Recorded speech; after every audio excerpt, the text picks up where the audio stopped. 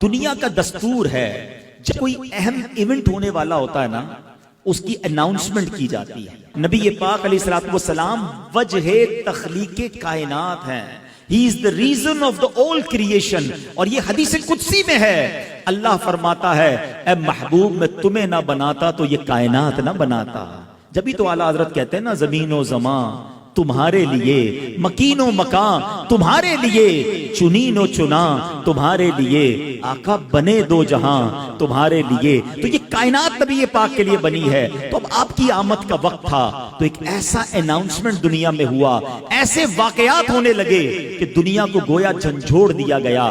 آقا علیہ الصلوۃ والسلام کی ولادت سے 55 دن پہلے ایک بڑا کمال کا واقعہ ہوا. اور یہ واقعہ کیا تھا؟ یمن کا بادشاہ تھا ابرہہ. اس نے ایک پلان کیا کہ یہ مسلمان کعبے کا طواف کیوں کرتے ہیں، کعبے پہ جا کر حج کیوں کرتے ہیں، کیوں نہ میں کعبے کو ہی گرا دیتا ہوں اور معاذ اللہ اس کو تہس نہس کر کے اس کے پتھر لے کر یمن میں کعبہ بنا لوں گا، پھر یہ سارے لوگ میرے پاس آئیں گے. اب اس نے پلان کیا کہ مکے پر اٹیک کرنے کے لیے، دیکھیں اس زمانے میں تو جو لڑائی ہوتی تھی وہ گھوڑوں پر اور اونٹوں پر ہوتی تھی، وہ ہاتھیوں کا لشکر لے کر چلا گیا، مکے کا گھیراؤ کیا. اور پھر کیا کیا، مکے والوں کے مویشی جو تھے، مکے والوں کے جو جانور تھے وہ بھی اس نے پکڑنا شروع کر دیے. حضرت عبد المطلب اس کے خیمے میں داخل ہوتے ہیں. اللہ نے ان کی پیشانی پر ایسا نور نبوت عطا کیا تھا، وہ خیمے میں داخل ہوئے. ابرہہ روب میں آ گیا، عزت کے لیے کھڑا ہو گیا، اپنے برابر میں بٹھایا اور کہا حضرت فرمائیے کیسے آنا ہوا. حضرت عبد المطلب نے بڑی عجیب ڈیمانڈ کی. آپ نے کہا کہ تم نے مکے والوں کے مویشی، ان کی بکریاں، ان کے جانور پکڑ لیے، ہمارے جانور ہمارے واپس کر دو. ابرہہ کہتا ہے میں تو سمجھا آپ کعبے کی بات کریں گے، اپنے مرکز کی بات کریں گے، آپ تو کعبے کی بات ہی نہیں کر رہے، آپ کو فقط اپنے جانوروں کی فکر ہے. اللہ اکبر. حضرت عبد المطلب کا وہ جواب آج بھی سیرت کی کتابوں میں سنہرے حروف سے لکھا ہے.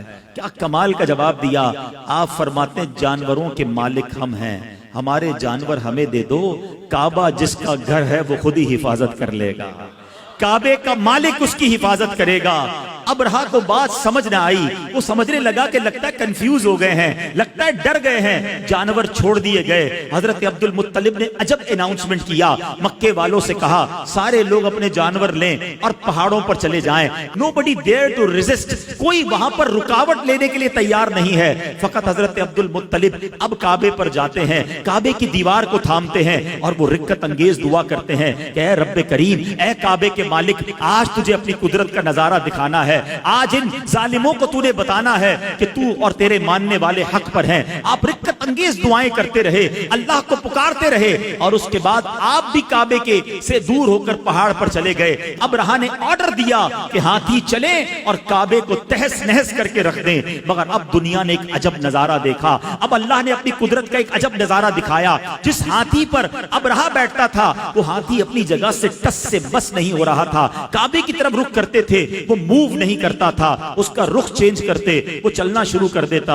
اور اب اللہ کریم نے اس کے مقابلے کے لیے کیا بھیجا. دنیا کا دستور ہے آرمی کا مقابلہ آرمی کرتی ہے، نیوی کا مقابلہ نیوی کرتی ہے، ایئر فورس کے لیے ایئر کرافٹ بھیجے جاتے ہیں. اب ہاتھی ہیں اور مقابلے کے لیے بھیجا کیا ہے میرے رب نے؟ مٹھی میں آنے والا پرندہ ابابیل. ارے چیل جتنا پرندہ بھی کوئی نہ بھیجا، رب نے ابابیل کے لشکر بھیجے جو خود مٹھی میں آ جاتا ہے، جس کا اپنا وزن چند گرام ہے. بتاؤ اس کی چونچ اور اس کے پنجوں میں کتنا بھاری کنکر ہوگا، کتنے چھوٹے سے کنکر ہیں. مقابلہ ہاتھی سے ہے. اللہ اکبر. رب کریم نے اپنی قدرت کا کیسا نظارہ دکھایا. اور آج لوگ کہتے ہیں کہ فلاں سپر پاور نے جناب بڑے گائیڈڈ میزائل بنا لیے ہیں، ٹارگٹ سیٹ کر دو، میزائل جا کے وہی ہٹ کرتا ہے. اللہ اکبر. آؤ میں بتاتا ہوں 1450 سال پہلے میرے رب نے ابابیل کے ان پنجوں میں کیسے گائیڈڈ میزائل دیے تھے. ہر کنکر پر ہاتھی سوار کا نام لکھا تھا، اس سوار کا نام موجود تھا.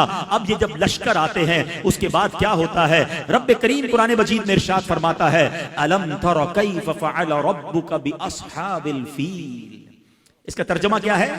اے محبوب کیا آپ نے نہ دیکھا کہ آپ کے رب نے ان ہاتھی والوں کا کیا حال کیا؟ آقا تو دنیا میں تشریف ہی نہیں لائے تھے اور رب اپنے حبیب سے کہہ رہا ہے اے محبوب آپ نے نہ دیکھا.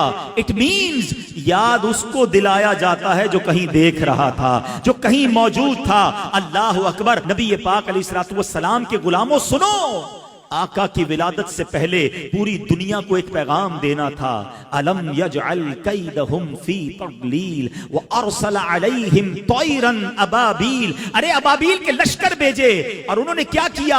وترمیہم بحجارۃ من سجیل. ان پر پتھروں کی, کنکروں کی بارش کی اور رزلٹ کیا آیا؟ فجعلہم کعصف مأکول. انہیں چبائے ہوئے بھس جیسا بنا کر رکھ دیا, پرخچے اڑ گئے. ان کنکروں نے وہ کام کیا جو بڑے بڑے میزائل نہ کر سکتے تھے. ہاتھی سوار, اور ان ہاتھیوں کا نام و نشان باقی نہ رہا. گویا پوری دنیا کو یہ میسج دینے والا تھا, آئی نئی حکومت, سکہ نیا چلے گا. آئی نئی حکومت, سکہ نیا چلے گا. عالم نے رنگ بدلا صبح شب ولادت.